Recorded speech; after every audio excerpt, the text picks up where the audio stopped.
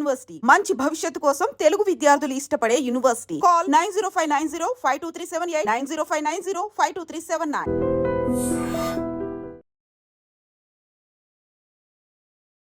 అందరికీ నమస్కారం. నేను Swarupa Potlapalli. Welcome to trending topic.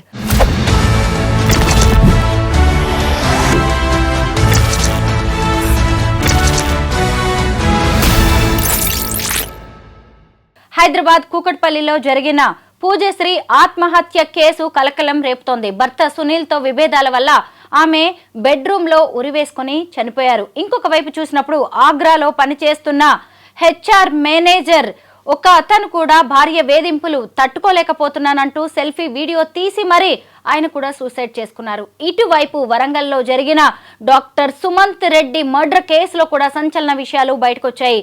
Gym ట్రైనర్తో వివాహేతర సంబంధం పెట్టుకుని సొంత భార్య ఫ్లోరా మరియానే ఆయన్ని హత్య చేయించింది అనేది ఎవరూ కూడా జీర్ణించుకోలేకపోతున్నారు. ప్రస్తుతం నాతో పాటు ప్రముఖ సీనియర్ సైకాలజిస్ట్ అన్నం సుబ్రహ్మణ్యం గారు ఉన్నారు. ఆయనతో మాట్లాడి ఈ కేసులన్నిటి గురించి అనేక విషయాలు తెలుసుకుందాం.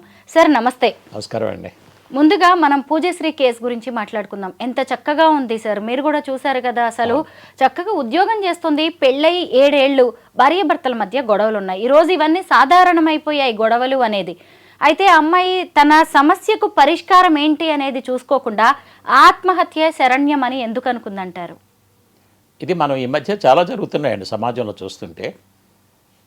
దీని మీద నేను చాలా రీసెర్చ్ చేశానండి. 25 ఇయర్స్ అసలు ఈ సూసైడల్ థాట్ ఎలా వస్తాయి, ఈ సూసైడ్ ఎలా జరుగుద్దని చేశాను అనమాట. ఇప్పుడు ఈ అమ్మాయి కేసు కనుక చూస్తే భార్యాభర్తల మధ్య రకరకాల విషయాల మీద గొడవలు వస్తుంటాయండి. ఇప్పుడు ఈ విషయంలో ఈ అమ్మాయి సూసైడ్ చేసుకుందంటే ఈ అమ్మాయి విక్టిమ్ అన్నమాట. అంటే ఆ గొడవల్లో ఈ అమ్మాయికి నష్టం జరుగుతుంది. అర్థమైందా? మరి ఫైనాన్షియల్ ఇష్యూస్ కావచ్చు, లేకపోతే ఎక్స్ట్రా మ్యారిటల్ అఫైర్స్ కావచ్చు, లేకపోతే పిల్లల గురించి కావచ్చు, రకరకాల ఇష్యూస్ ఉంటాయండి. ఇష్యూస్లో కనుక హస్బెండ్ని కనుక వైఫ్ని తీవ్రంగా హర్ట్ చేసి తీవ్రంగా కనుక మాట్లాడుతూ ఉంటే, అంటే జనరల్గా చెప్తున్నానండి, ఈ కేసు జనరల్ జరిగేదన్నమాట. వైఫ్ వీటిని ఇవన్నీ కూడా వెళ్ళి బ్రెయిన్లో స్టోర్ అవుతాయండి. వైఫ్ బ్రెయిన్లో స్టోర్ అయ్యి ఖాళీగా ఉన్నప్పుడు వాళ్ళ హర్ట్ చేసిన విషయాలన్నీ మళ్ళీ మళ్ళీ రీప్లే అవుతూ ఉంటాయండి. ఆ రీప్లే అయ్యి ఇది ఓవర్ నైట్ జరిగింది కాదండి, కొన్ని నెలలు ప్రాసెస్ జరుగుతూ ఉంటుందన్నమాట. చివరికి బ్రెయిన్ ఏం చెప్తుందంటే, అది అసలు నీకు విలువ ఉందా ఈ ఇంట్లో, అసలు నీకు ఎందుకు, నువ్వు బతకటం ఎందుకు, చచ్చిపో అని బ్రెయిన్ చెప్పుద్దండి. చాలామందికి తెలియని సీక్రెట్ ఏంటంటే, ఎవ్వరూ కావాలని తెలిసి సూసైడ్ చేసుకోరు. ఇది నా రీసెర్చ్ చెప్తుందండి. మన బ్రెయినే ఆ లోపల ఉన్న ఆలోచనను పట్టి బ్రెయినే సూసైడ్ చేయించుద్దండి. ఎప్పుడైతే ఈ అమ్మాయి బాగా హర్ట్ అయ్యి ఇక బతకడం వేస్ట్ అన్న ఆలోచన తీసుకొచ్చిందో ఇప్పుడు సూసైడ్ చేసుకోమని చెప్పుద్ది. మరి సూసైడ్ ఎలా చేసుకోవాలి, ఆ ఎలా చేసుకోవాలన్నది కూడా మన బ్రెయిన్లో ఆల్రెడీ స్టోర్ అయి ఉన్నాయండి. మనం టీవీలో చూస్తున్నాము, పేపర్లో చదువుతుంటాము, ఎన్ని రకాలుగా సూసైడ్ చేసుకుంది, అవన్నీ కూడా బ్రెయిన్ లోపల ఉంటాయి అన్నమాట. ఇప్పుడు బ్రెయిన్ ఏం చేస్తుందంటే ఏదో ఒక ఈజీ ప్యాటర్న్ని పికప్ చేసి, ఓకే, ఈ బాడీ మొత్తం కూడా బ్రెయిన్ కంట్రోల్లో ఉంటుందని చాలామందికి తెలియదు. ఈ చేతులు కాళ్ళు డైరెక్ట్ బ్రెయిన్ కంట్రోల్లో ఉంటాయి అన్నమాట. ఇంతకుముందు ఏ విధంగా సూసైడ్ చేస్తున్నారు సినిమాలో కానీ లేకపోతే వేరియస్ వాటిల్లో కానీ మీడియాలో కానీ ఆ ప్యాటర్న్ని యాక్టివేట్ చేసి, ఇప్పుడు ఈ అమ్మాయి మనం ఏం చేసాము, బెడ్రూమ్లోకి వెళ్ళి ఊరేసుకుందని చెప్పారు కదా, ఊరేసుకుని జరిపిన చాలామంది ఉన్నారు ఇప్పటివరకు. ఆ ప్యాటర్న్ ఎగ్జిక్యూట్ చేసి వెళ్ళిపోయి అది చేసేసిందండి. ఇప్పుడు ఈ అమ్మాయికి తెలియదు ఇది జరగకుండా ఉండాలి అంటే కొన్ని మార్గాలు ఉన్నాయండి. ఆ అమ్మాయి కాన్షియస్గా వచ్చి, ఓకే, కనీసం ఇది చేసుకోమని చెప్పినప్పుడు ఇది చేసుకోవటం వల్ల నా ప్రాబ్లం ఏమన్నా సాల్వ్ అవుద్దా, సాల్వ్ కాదు, అంతే కదా. ఇప్పుడు వైఫ్ అండ్ హస్బెండ్ గొడవలు ఉన్నాయండి, గొడవల సొల్యూషన్ ఇది కాదు కదా. ఓకే, నాకు ఒకసారి ఒక అమ్మాయి ఫోన్ చేసిందండి, ఇట్లా నా వీడియోలు చూసి సూసైడ్స్ మీద చూసి నాకు ఫోన్ చేసింది. ఫోన్ చేసి, సార్ నేను సూసైడ్ చేసుకోవాలనుకుంటున్నాను, మీతో ఒక్కసారి మాట్లాడి సూసైడ్ చేసుకుందాం అనుకున్నాను సార్. అంటే నేను అన్నా, ఏంటమ్మా నీకు అంత ప్రాబ్లం ఏంటి, సూసైడ్ అవసరం ఏంటి, అసలు ఏం జరిగిందో చెప్పాను. అంటే ఏం లేదు సార్, నా భర్త నన్ను 4 ఇయర్స్ నుంచి అనుమానిస్తున్నాడు సార్, ఎన్ని రకాలుగా చెప్పి చూశాను, నన్ను మాత్రం వేధిస్తున్నాడు సార్, ఇక నాకు చెప్పే ఓపిక లేదు, నేను మీ మాట విని సూసైడ్ చేసుకున్నాను చెప్పింది. అంటే నేను అడిగా, సరే నేను ఒక మాట అడుగుతాను, నేను నిజం చెప్పు, నీకు నిజంగానే ఎవరితోనైనా రిలేషన్షిప్ ఉందా అంటే, లేదు సార్ నాకు అసలు ఎవరితో లేదు సార్, మా అమ్మ మీద కొట్టేసి చెప్తున్నా లేదండి. నిజంగా లేదు కదా, లేదు అందండి. నీ గనక రిలేషన్షిప్ లేకపోతే నువ్వు బ్రతికి ఉండాలి. నువ్వు చనిపోయావనుకో, ఇప్పుడు ఇతను అందరికీ ప్రచారం చేశాడు కదా నా వైఫ్ ఇట్లా ఉందని చెప్పేసి, ఇప్పుడు వాళ్ళు ఏమనుకుంటారంటే అది నిజం కాబట్టి ఈ అమ్మాయి చనిపోయింది అనుకుంటారు. అప్పుడు నువ్వు నేరం చేయకపోయినా చేసావనుకుంటారు. ఇది అతను చెప్పేది తప్పు అని ప్రూవ్ చేయడానికి ఎవరు? మీరు ఒక్కళ్ళు చెప్పగలరు, అవునా కదా? నువ్వు బ్రతికుంటేనే ప్రూవ్ చేయగలవు, ఏమైనా నాకు ఎటువంటి సంబంధం లేదని ప్రూవ్ చేయగలవు. ఓకే, ప్రూవ్ చేసినప్పుడు అతను తప్పు చేసినప్పుడు తప్పు వ్యక్తి అవుతాడు, అతనికి పనిష్మెంట్ వస్తుంది. అసలు నువ్వు ఎందుకు చనిపోవాలో నీకు అవసరం ఏంటి అసలు నీకు? అవును నిజమే కదా సార్, నాకు ఇప్పుడు ఆలోచన వస్తుంది. నాకు నేను చనిపోతే అందరు నా మీద నెప్పమేస్తారు కదా, నేను బతికుంటే కదా ప్రూవ్ చేయగలిగేది. నేను చేసుకోను సార్, నేను పోరాడతాను సార్ అందని.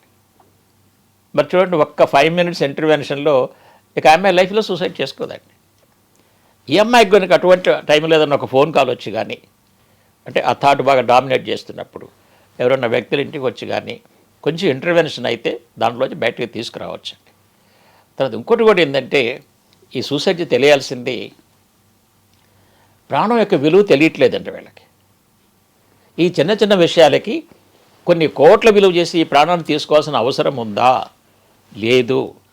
సపోజ్ భర్తతోటి ఈ అమ్మాయి తట్టుకోలేకపోతుంది అనుకోండి, take divorce, lead independent life, కావాలంటే మళ్ళీ ఇంకో మ్యారేజ్ చేసుకోవచ్చు. అది ప్రాబ్లం సొల్యూషన్. కానీ సూసైడ్ చేసుకుంటే సొల్యూషన్ ఎట్లా అవుతుందండి? సొల్యూషన్ కాదు కదా. మరి బ్రతుకున్న తల్లిదండ్రులు పాపం ఎంత సఫర్ అవుతారు. ఒకవేళ పిల్లలు ఉన్నారనుకోండి, పిల్లలు జీవితాంతం తల్లి లేని పిల్లలుగా బ్రతకాల్సిందే కదా. కాబట్టి మేమేం చెప్తున్నామంటే, ప్రతి వ్యక్తి కూడా మీకు ఎంత తెలివితేటలున్నా, ఎంత క్వాలిఫికేషన్స్ ఉన్నా, ఈ బ్రెయిన్ మనల్ని నెగటివ్ మార్గంలో నెట్టినప్పుడు దాన్ని కంట్రోల్ చేయడం అనేది నేర్చుకోవాలండి. మేము కౌన్సిలింగ్లు ఇవి నేర్పుతామన్నమాట. మన బ్రెయిన్ మనం ఎలా కంట్రోల్ చేయాలి, చేయకపోతే మనల్ని ఖతం చేసేస్తుంది, ఫినిష్ చేస్తుంది. ఇప్పుడు ఈ అమ్మాయి విషయంలో కూడా జరిగింది ఇదేనండి. అంటే బ్రెయిన్ డామినేట్ చేసి ఆ బాధలను తట్టుకోలేక సూసైడ్ చేయించిందండి. చాలామంది మహిళలు 4 గోడల మధ్య నరకం అనుభవిస్తున్నారు. గృహహింస కేసులు అనేవి రోజు రోజుకి పెరుగుతూనే ఉన్నాయి. అయితే ఇప్పుడు మనం భార్య బాధితుల గురించి కూడా మాట్లాడుకోవాల్సిన అవసరం వచ్చింది. ఆ మధ్య బెంగళూరులో అతుల్ సుభాష్ అనే సాఫ్ట్వేర్ ఇంజనీర్ భార్య వేధింపులు నేను భరించలేకపోతున్నానంటూ సెల్ఫీ వీడియో తీసిపెట్టి మరీ ఆత్మహత్య చేసుకున్నాడు. మళ్ళీ ఒక 2 రోజుల క్రితం కూడా టీసీఎస్లో హెచ్ఆర్ మేనేజర్గా పనిచేస్తున్న మానవ్ శర్మ కూడా ఇలాగే నా భార్య టార్చర్ నేను భరించలేకపోతున్నాను అని సెల్ఫీ వీడియో సూసైడ్ నోటు రాసి మరి అతను సూసైడ్ చేసుకున్నాడండి. అంటే ఎందుకు మగవాళ్ళు కూడా ఇలా సూసైడ్ వైపే మొగ్గు చూపుతున్నారు? అంటే ఇప్పుడు ఏమైందంటే అండి, ఈ మగవాళ్ళు కూడా కొంతమంది సాఫ్ట్ సెన్సిటివ్ నేచర్ ఉన్న వాళ్ళు ఉంటారండి. అందరు మగాళ్ళు చేసుకోరండి. కొంతమంది ఈ భార్య చాలా అడ్డదిడ్డంగా విపరీతంగా నెగిటివ్గా మాట్లాడుతుంది అనుకోండి, వాళ్ళు తట్టుకోలేరండి. అంటే భార్యని మేనేజ్ చేసి భార్యకు సరైన సమాధానం చెప్పేటువంటి నాలెడ్జ్ వాళ్ళ దగ్గర ఉండదండి. ఉండనప్పుడు ఏమైపోతారంటే వీళ్ళు బాగా హర్ట్ అయిపోతుంటారు అనమాట. ఇక్కడ ఈ అమ్మాయి కంటిన్యూస్గా ఇంటికి వచ్చినప్పుడల్లా ఇదే స్టోరీ రిపీట్ చేస్తుంది అనుకోండి, ఎంతకాలం అని ఉంటారండి? పైగా కేసుల మీద కేసులు పెట్టడం మగాళ్ళ మీద. ఓకే, ఆ పైపచ్చి ఇంకేం చేస్తున్నారు, వీళ్ళని ఎట్లయినా ఇరికిచ్చి వీళ్ళ జీవితాంతం వీళ్ళని హింసించాలని చెప్పేసి ఒక తప్పు అమ్మాయి వైపు ఉన్నా కూడా అబ్బాయి మీద అక్రమ కేసులు బనాయించి ఆ అబ్బాయిని వాళ్ళ ఫ్యామిలీ మెంబర్స్ని కూడా చేస్తున్నారండి. ఇదేం జరుగుతుందంటే మన లాలో ఉన్న కొన్ని దీన్ని అడ్వాంటేజ్ తీసుకొని వీళ్ళు ఈ విధంగా కేసులు పెడుతున్నారండి. అది చాలా తప్పండి. నేనేం చెప్తానంటే, సపోజ్ ఈ అబ్బాయితే మీకు కుదరలేదు, మ్యూచువల్ డైవర్స్ తీసుకోండి, హ్యాపీగా ఎవరి లైఫ్ వాళ్ళు లీడ్ చేయండి, అంతే కదండి. అవతల వ్యక్తిని అతను టార్చర్కి గురయ్యి సూసైడ్ వరకు ఎందుకు వెళ్ళాలని అవసరం ఏముందండి? మరి ఇందాక చెప్పుకున్న అమ్మాయి కేసులో కూడా అదే ప్రాబ్లం కదా. వాళ్ళ హస్బెండ్ టార్చర్ పెట్టాడు అనుకోండి, వైఫ్ సూసైడ్ చేసుకోవక్కర్లా. వైఫ్ టార్చర్ పెడితే హస్బెండ్ సూసైడ్ చేసుకోవాల్సిన పని లేదు. ఇద్దరు కుదరలేదు, మ్యూచువల్గా అండర్స్టాండింగ్ పెట్టుకొని డైవర్స్ తీసుకోండి. వీళ్ళు సూసైడ్ చేసుకుంటున్నారు అంటే అర్థం ఏంటంటే కంటిన్యూస్ సఫరింగ్ కొన్ని ఇయర్స్ నడుస్తుందండి వీళ్ళకి. ఆ సఫరింగ్ తట్టుకోలేక ఇందాక మనం చెప్పినట్టుగా బ్రెయిన్ సూసైడ్ చేసుకోమనేటువంటి దానికి వచ్చేస్తుందండి. మరి ఎన్ని రకాల సూసైడ్ చేసుకుంటారనేది వాళ్ళ సోషల్ మీడియా బాగా ఎక్కువైపోయింది. సెల్ఫీలు తీసుకొని చేయటము, సూసైడ్ నోట్స్ రాయటము, రకరకాలు చేస్తుంటారు. ఈ సూసైడ్ నోట్స్ కూడా చాలా తప్పండి. ఇప్పుడు భార్య వాళ్ళని సూసైడ్ చేసుకున్నానంటే దానిలో అర్థమేముందండి? దాంట్లో అవసరం లేదు కదా. సో నేనేం చెప్తానంటే, ఎవ్వరు కూడా సూసైడ్ చేసుకోవాల్సిన అవసరం లేదు. ఏదైనా బతికి సాధించాలి. ప్రతి ప్రాబ్లంకి ఒక సొల్యూషన్ ఉంది. ఆ సొల్యూషన్ మీకు తెలియకపోతే మాలాంటి ప్రొఫెషనల్ దగ్గరకు వస్తే ఆ సొల్యూషన్ మేము నేర్పుతాము. ఆ సొల్యూషన్ ఫాలో అయితే మీరు సూసైడ్ చేసుకోవాల్సిన అవసరం లేదు. ఎందుకంటే బ్రతికుంటే మనం ఏదైనా సాధించవచ్చు. ప్రాణం ఉందనుకోండి, ఆ ప్రాబ్లం సొల్యూషన్ తీసుకురావచ్చు, ఇంకే లైఫ్ అయినా మనం సాధించవచ్చు. ఎంతో విలువైనటువంటి ఈ ప్రాణాన్ని పోగొట్టుకోవటం అనేది చాలా విచారకరమైన విషయం అండి.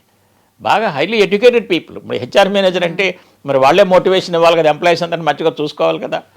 ఓకే, కాబట్టి నేనేం చెప్తానంటే నా రీసెర్చ్ ప్రకారము ప్రతి వ్యక్తి కూడా తన మెదడుని తను కంట్రోల్ చేయటం నేర్చుకోవాలి. ఇది నేను బాగా రీసెర్చ్ చేసి చాలామంది పెద్ద పెద్ద చీఫ్ ఇంజనీర్లకు కూడా నేను నేర్పానండి. వాళ్ళ సూసైడల్ థాట్స్ వచ్చినప్పుడు కొన్ని వందల మందిని ఈ సూసైడల్ థాట్స్ నుంచి బయటకు తీసుకొచ్చానండి.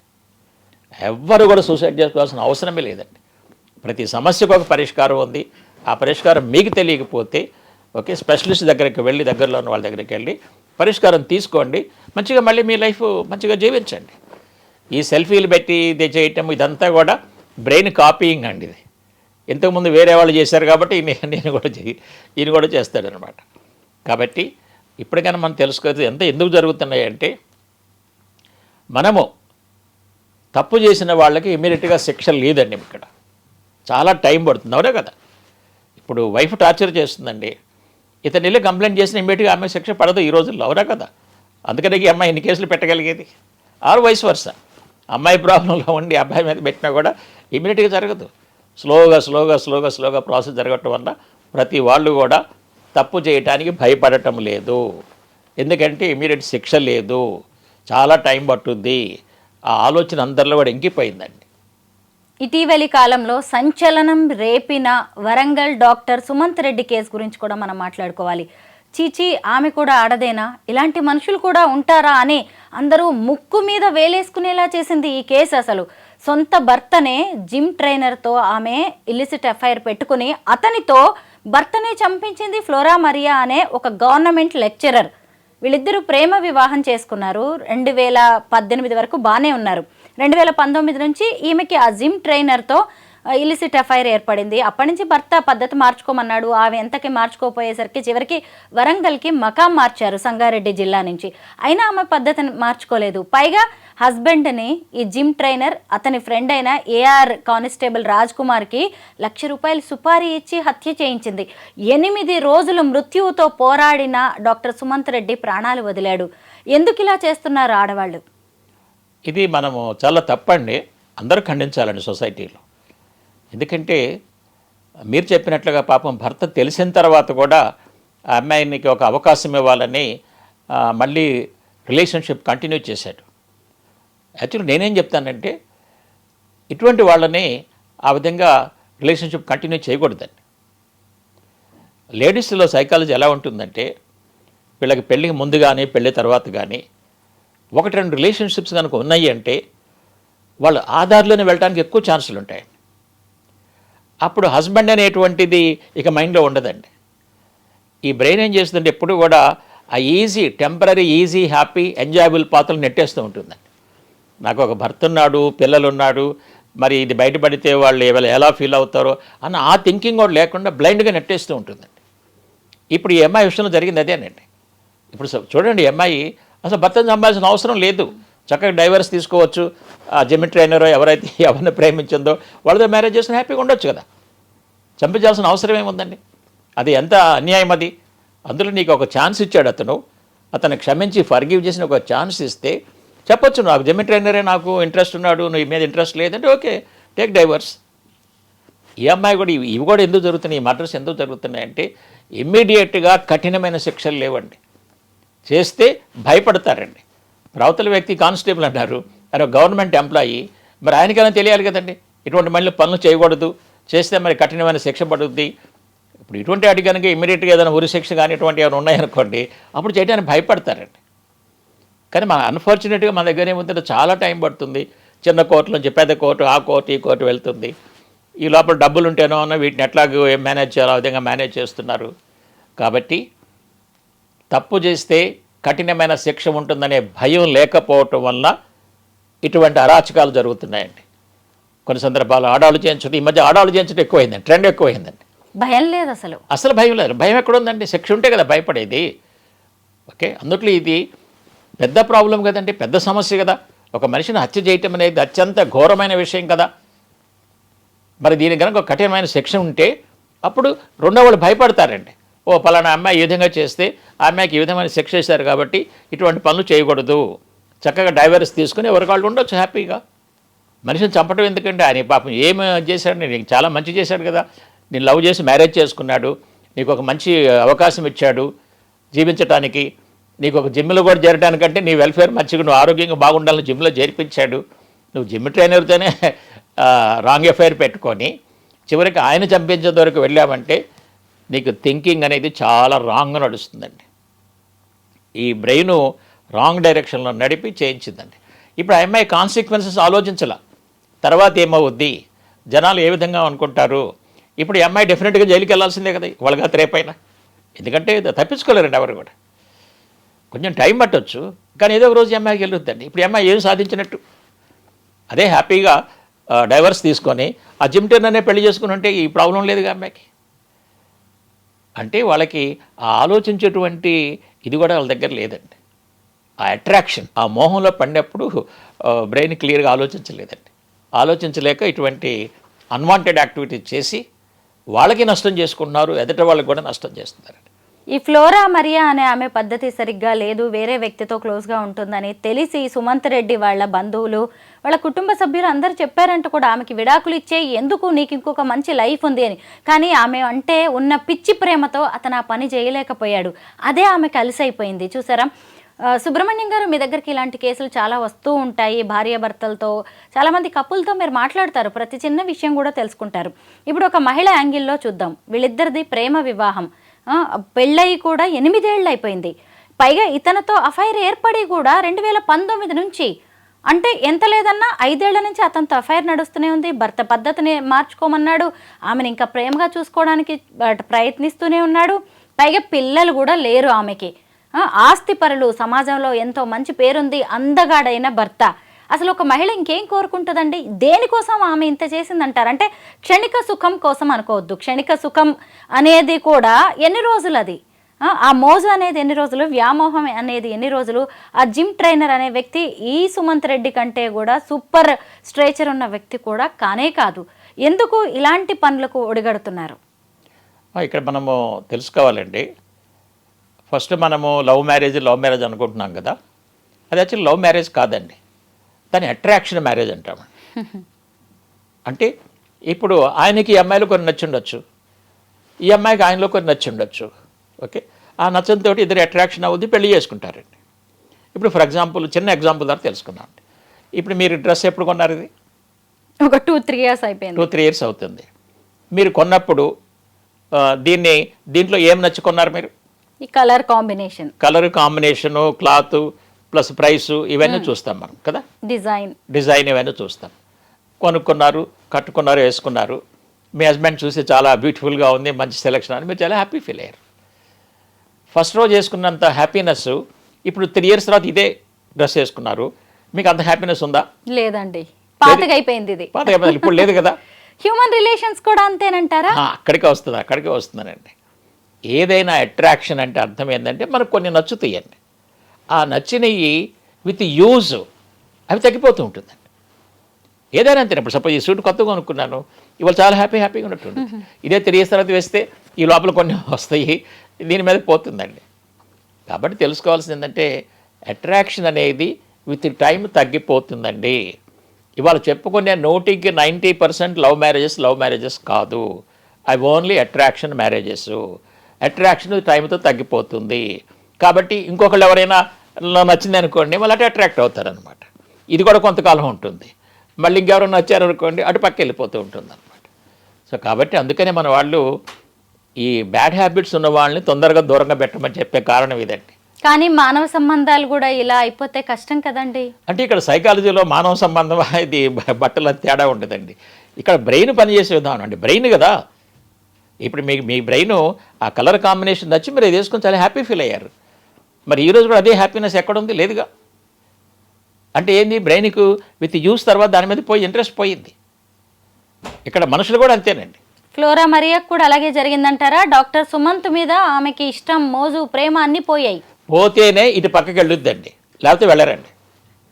ఒకటే గుర్తుపెట్టుకోండి, ఒక భార్య కానీ భర్త కానీ సపోజ్ భార్యను భర్త మంచిగా చూసుకుంటున్నాడు, అయినా కూడా ఈమె పక్కదారులు తొక్కుతుంది అంటే ఓకే, ఆయనకి ఈ మీద అట్రాక్షన్ ఉంది కానీ ఈమెకి ఆయన మీద అట్రాక్షన్ లేదండి. అంటే ఈ అమ్మాయి రిలేషన్షిప్ నుంచి బయటకు వచ్చేసినట్టే మెంటల్గా, ఫిజికల్గా ఉందే కానీ అర్థమైందా. ఇప్పుడు ఈ అమ్మాయి ఒక జమిలో 5 years పెట్టిందంటే అర్థం ఏంటి, ఇతని మీద ఇంట్రెస్ట్ ఉంటే ఆ పని చేయదు కదండి. ఇవాళ కాదు రేపు తెలియదు ఆ రిలేషన్షిప్ ఉంటే. ఇవాళ చాలామంది ఈ ప్రాబ్లమ్స్లో పడడానికి మెయిన్ కారణం ఏంటంటే మ్యారేజ్కి ముందే కొంతమంది ఈ కాలేజీల్లో బాయ్ ఫ్రెండ్ అని గర్ల్ ఫ్రెండ్ అని 2-3 రిలేషన్షిప్ పెట్టుకుంటున్నారండి. పెట్టుకున్న తర్వాత ఏమవుద్ది, వాళ్ళతో పెళ్లి జరగదు, వేరే వాళ్ళతో పెళ్లి జరుగుద్ది. పెళ్లి జరిగిన తర్వాత కొంతకాలం నడుస్తూ ఉంటుంది. నడిచిన తర్వాత ఇంతకుముందు ఈ అమ్మాయితో ఎవరితో రిలేషన్షిప్ ఉందో వాళ్ళు ఏదో విధంగా మళ్ళీ టచ్లోకి వస్తారండి. ఈ అమ్మాయికి ఫోన్లు చేయటమో, ఈ అమ్మాయి ఏం చేస్తుంది, ముందు కాదనుకోండి ఇది, తర్వాత మళ్ళీ ఫోన్లు చేయటం, మళ్ళీ మాట్లాడుతూ ఉంటుంది. ఏదో ఒక రోజు భర్తను టైంలో వాళ్ళు ఫోన్ చేస్తారు, మెల్లమెల్లగా విషయం బయటపడుద్ది, లైఫ్ అంతా స్పాయిల్ అయిపోతుంది. కాబట్టి ఇప్పటికైనా తెలుసుకోవాల్సింది ఏంటంటే వీళ్ళకి అసలు మ్యారేజ్ ఇంపార్టెన్స్ తెలియదండి. ఈ విధంగా చేసే వాళ్ళకి, ఇట్లా అట్రాక్షన్కి వెళ్ళి పక్కదారులు తొక్కే వాళ్ళకి, అబ్బాయిలకైనా అమ్మాయిలకైనా అసలు మ్యారేజ్ ఇంపార్టెన్స్ తెలియదు. అసలు మ్యారేజ్ మనం ఎందుకు చేసుకుంటున్నామో, దీని ఇంపార్టెన్స్ ఏంటి, మన డ్యూటీస్ ఏంటి, మన రెస్పాన్సిబిలిటీస్ ఏంటి, ఇవన్నీ తెలియకుండా కేవలం ఎంజాయ్మెంట్, హ్యాపీనెస్ ఉంటుందన్న ఒక్క లక్షణంతో పెళ్లి చేసుకుంటారండి. అది ఎక్కువ కాలం ఉండదండి. అంటే ఇద్దరిలో ఏ ఒక్కరికి కూడా ఆ రిలేషన్ మీద నమ్మకం లేకపోయినా, ఆసక్తి లేకపోయినా, ఇష్టం లేకపోయినా, దాన్ని కొనసాగించాలి అనుకోకపోయినా ఇంకొకళ్ళు ఖచ్చితంగా బయటికి రావడమే మంచిదంటారా? బయటికి రావడం చాలా మంచిదండి. ఎందుకంటే లేకపోతే ఈ రిలేషన్షిప్లో ఉండి ఈ విధంగా ఎక్స్టర్నల్గా చేస్తూ ఉంటే, ఇప్పుడు ఈ విషయం తెలిసిన తర్వాత ఇప్పుడు ఈ వ్యక్తి మంచివాడు కాబట్టి క్షమించాడండి. కొంతమంది ఏం చేస్తారో తెలుసు కదా మీకు, వైఫ్ ఈ విధంగా ఉంటే హస్బెండ్ సూసైడ్ చేసుకుంటాడు, హస్బెండ్ రాంగ్ రిలేషన్షిప్లో ఉంటే వైఫ్ సూసైడ్ చేసుకుంది. ఇది కూడా రాంగ్ థింకింగ్ అండి.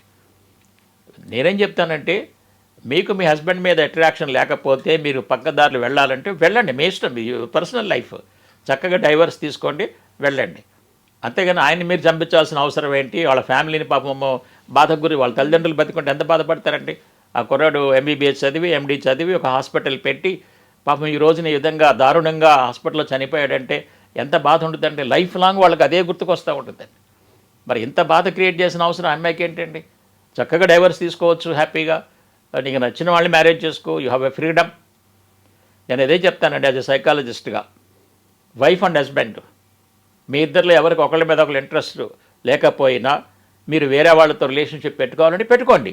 ఎప్పుడు డైవర్స్ తీసుకొని చక్కగా పెట్టుకోండి. ఈ మధ్య చాలామంది ఇట్లానే చేస్తున్నారండి. రిలేషన్షిప్స్లో దగ్గర వాళ్ళ చుట్టాల్లో రిలేషన్షిప్ పెట్టుకోవటం, వరుస కాని వాళ్ళతో రిలేషన్షిప్ పెట్టుకోవటం చూస్తున్నారు మీరు. కొంతమంది ఏజ్ చాలా తక్కువ ఏజ్ వాళ్ళతో అనుమానం రాకుండా ఉండటం కోసం అనమాట రిలేషన్షిప్ పెట్టుకోవటం, ఈ విధంగా చేస్తున్నారండి. ఇది చాలా తప్పండి. ఇది ఏదో ఒక రోజు బయటికి రావాల్సిందే. హస్బెండ్కి తెలుసుందని, హస్బెండ్ తెలియకుండా ఉండదు. కాకపోతే ఏంటంటే ఇక్కడ హస్బెండ్ కూడా ఈ ఫర్గివింగ్ అని చాలామంది ఒక రాంగ్ నేర్పి ఓకే ఆ రిలేషన్షిప్ కంటిన్యూ చేసి నరకాన్ని కొని తెచ్చుకుంటున్నారండి. వెంటనే ఆ అమ్మాయిని దూరంగా పెట్టాలండి. ఎందుకంటే దూరంగా పెట్టకపోతే ఇతనికి హానికరం అండి. అయిపోయింది కూడా హాని. ఇప్పుడు చూశారు కదా, అదే కనుక ఇతను కనుక అమ్మాయిని దూరంగా పెట్టున్నట్టయితే ఇతనికి ఈరోజు బతికుండేవాడు హ్యాపీగా. నేను అదే చెప్తానండి, మా దగ్గర కౌన్సిలింగ్ వచ్చే భార్యాభర్తలకి ఏం చెప్తానంటే, మీరిద్దరు ఒకళ్ళని అర్థం చేసుకొని చక్కగా కలిసి ఉండడానికి మార్గాలని మేము నేర్పుతామండి. మీకు కలిసి ఉండాలని లేదు, ఆయన మీద ఇంట్రెస్ట్ లేదు, చక్కగా మ్యూచువల్ డైవర్స్ తీసుకుని విడిపోండి, తప్పేం లేదు దాంట్లో. ఈ మధ్య అట్లా విడిపోవాలని కూడా నేను ఒక 6 ఫ్యామిలీస్కి కౌన్సిలింగ్ ఇస్తే వాళ్ళు హ్యాపీగా కాపురం చేస్తున్నారండి. వాళ్ళకి సరైన థింకింగ్ ఇవ్వాలండి. అసలు అట్రాక్షన్ అంటే ఏంది, లవ్ అంటే ఏంది, అసలు ఫ్రెండ్షిప్ అంటే ఏంది, మ్యారేజ్ అంటే ఏంది, మ్యారేజ్ యొక్క ఇంపార్టెన్స్ ఏంటి, వైఫ్ రోల్ ఏంటి, హస్బెండ్ రోల్ ఏంటి, హస్బెండ్ భార్యను ఎలా చూసుకోవాలి, భార్య హస్బెండ్ ఎలా చూసుకోవాలి, ఈ నాలెడ్జ్ ఒక్కరి దగ్గర కూడా లేదండి. కేవలం ఆ టెంపరీ తాత్కాలిక ఆనందమే, ఆ కాసేపు ఉండే ఆనందం కోసం జీవితాలను స్పాయిల్ చేస్తున్నారండి. వాళ్ళ జీవితం స్పాయిల్ చేసుకుంటున్నారు, ఎదుటి వాళ్ళ జీవితం కూడా స్పాయిల్ చేస్తున్నారు. అందులో ఇంత దారుణంగా ఓకే అంటే ఏంది, వేరే వాళ్ళ చేత మర్డర్ చేయించటము, ఇది ఎంత దారుణం అండి ఇది. కాబట్టి ఇటువంటి వాటిని మనందరం ఖండించాలి. ఓకే, వీటికి సరైన పరిష్కార మార్గాలు మనం తెలుసుకోవాలి. కఠినమైన శిక్షలు కూడా ఇవ్వాలండి. అంటే మళ్ళీ రెండో వాళ్ళు ఈ విధంగా అటెంప్ట్ చేయకుండా. ఉన్నది ఒక్కటే జిందగీ, దాంట్లో మీరు హత్యలు ఆత్మహత్యలకు పాల్పడకండి. ప్రతి సమస్యకు ఓ పరిష్కారం ఉంటుంది. అనేక పరిష్కార మార్గాలు ఉండగా చావే శరణ్యం అని ఖచ్చితంగా అనుకోకండి. అలాగే చట్టం మమ్మల్ని చూడదు, పోలీసులు పట్టించుకోరు, అలాగే కోర్టులు కూడా మమ్మల్ని ఏం చేయలేవు అనే అతి తెలివితో ధీమాతో ఇలా సుమంత్ రెడ్డిని సొంత భార్య చంపించినట్టుగా హత్యలకు అస్సలు పాల్పడకండి. ఆత్మహత్యలు కూడా నేరమే, మహాపాతకం. Thank you so much Subrahmanyam garu. Oh thanks అండి, థ్యాంక్ యూ.